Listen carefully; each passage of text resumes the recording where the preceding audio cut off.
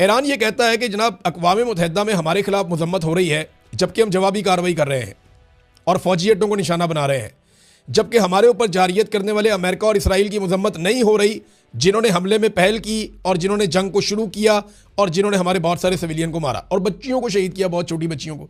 अब ईरानी वज़ीर ख़ारजा ने जब ये एतराज़ किया या ये गिला किया तो ये गिला दुरुस्त दिखाई देता है, लेकिन अक़वाम मुत्तहिदा में क्योंकि वीटो का एक इख्तियार मौजूद है और उसको कोई भी इस्तेमाल कर सकता है, अमेरिका, रशिया, चाइना, बाकी मुल्क भी इस्तेमाल करते हैं, बरतानिया, तो ये वीटो की पावर इस्तेमाल करके वो किसी भी करारदाद को डाउन कर देते हैं, डस्टबिन में फेंकवा देते हैं और उसकी फिर हैसियत रहती नहीं है। नाज़रीन, ईरान ने एक और इल्ज़ाम लगाया। ईरान ने कहा जनाब कि जो हमारे ऊपर अटैक हुआ था, ये जो खारग के ऊपर एक अटैक हुआ जजीरे पे, जहाँ से ईरान का 90% 80% उनका तेल सप्लाई होता है, दुनिया को जाता है, उनके लिए बहुत इंपॉर्टेंट है तेल की तनसीबात के हवाले से, वहाँ अमेरिका ने अटैक किया था। डोनाल्ड ट्रंप ने उसको अनाउंस किया था।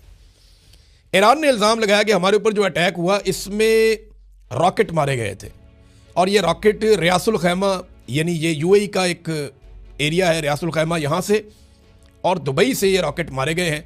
ये ईरानी वज़ीर ख़ारजा का बयान है, जबकि यूएई ने इस स्टेटमेंट को मुस्तरद कर दिया। उन्होंने कहा जी ऐसी कोई बात नहीं है।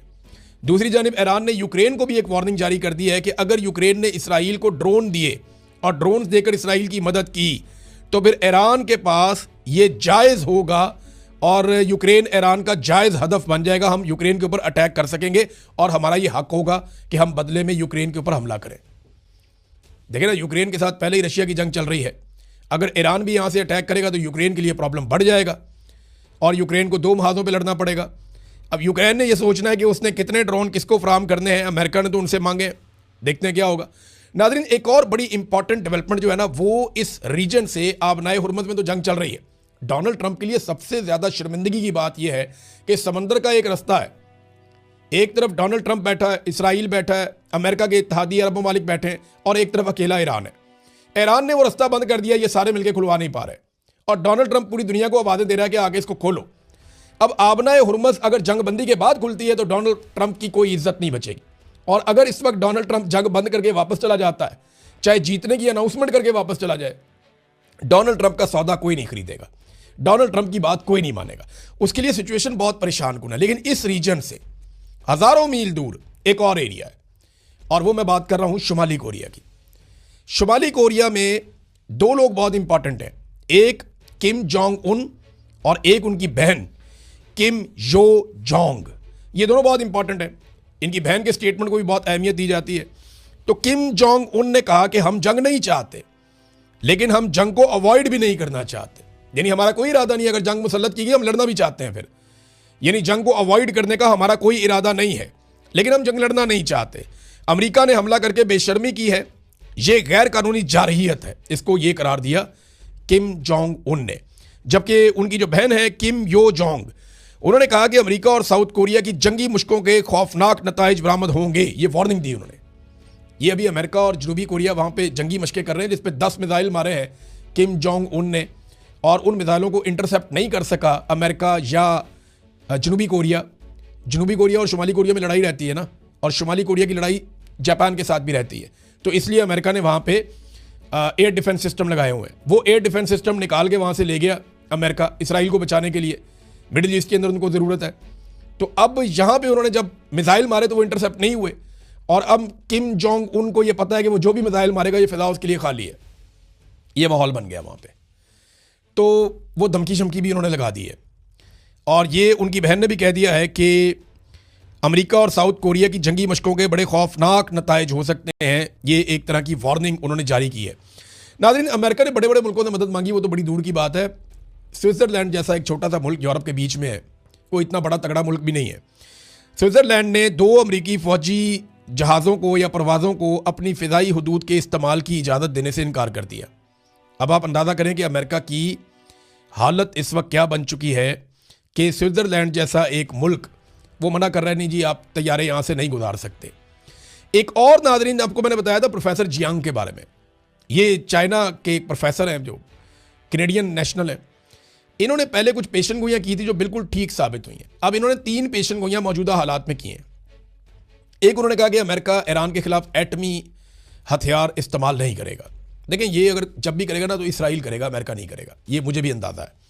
उन्होंने कहा जी अमेरिका ये हथियार इस्तेमाल नहीं करेगा, एटमी हथियार। दूसरा उन्होंने कहा कि ईरान में अमेरिकी फ़ौजें दाखिल होंगी।